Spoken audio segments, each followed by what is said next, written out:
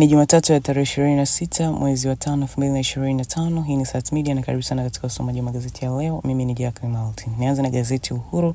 Mauzo bidhaa za Tanzania Japan yapaa, habari unapata katika ukurasa wa pili.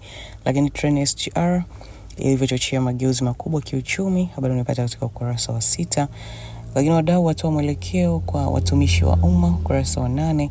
Mwingine aunganishwa kesi kukutwa na kobe 104.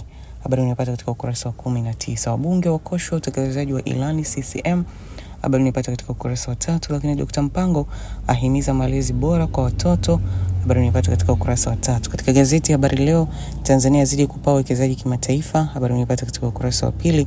Lakini machinga watangaziwa neema, habari unapata katika ukurasa wa 2 pia. Kabudi yasema Afrika iweke nguvu katika maendeleo imara, habari unapata katika ukurasa wa 4. Lakini katibu AMCOS afungwa miaka 20 kwa ubadhirifu, habari unapata katika ukurasa wa 3. Katika gazeti Jamvi la Habari, Dr. Samia alipa fidia bilioni 42.34 ni wananchi waliokuwa na madai yao mkoani Arusha, afanikiwa kumaliza migogoro ya ardhi na uendelezaji wa maeneo mbalimbali katika mkoa huo. Mkuu wa mkoa wa Arusha Paul Makonda asema fidia hiyo imetolewa kwa maeneo yaliyoguswa na miradi ya maendeleo kama ujenzi wa barabara, uwanja wa ndege, maeneo ya jeshi na uchimbaji wa madini. Lakini abainisha kuwa eneo la Losirwa lililokuwa chini ya matumizi ya jeshi limepewa fidia ya shilingi bilioni 2.27, ambapo fidia hiyo imekwisha lipwa.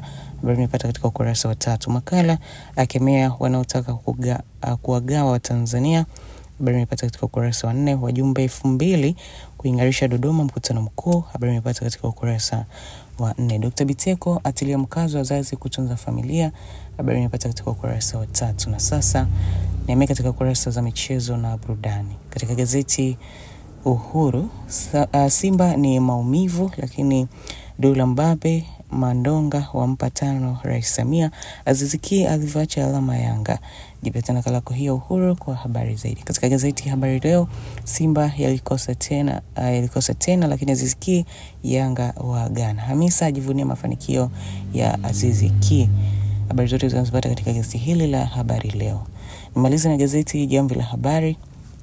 Ndoto ya Simba yaishia Amani Complex, lakini Waziri Stagumena aivalia njuga golf. Kiungo toka Mali anasarada za Yanga, lakini Diamond hapoi afanya kufuru Uganda. Habari zote zinazopata katika gazeti hili la Jamvi la Habari. Mtazamaji, na hizo ndizo habari kubwa ambazo zimetokeza katika magazeti haya leo. Tembelea katika mtandao wetu wa kijamii ya Instagram, Facebook, X na TikTok kwa jina la Sat Media. Ulikuwa na Jacqueline Maltin na nikutakia siku njema.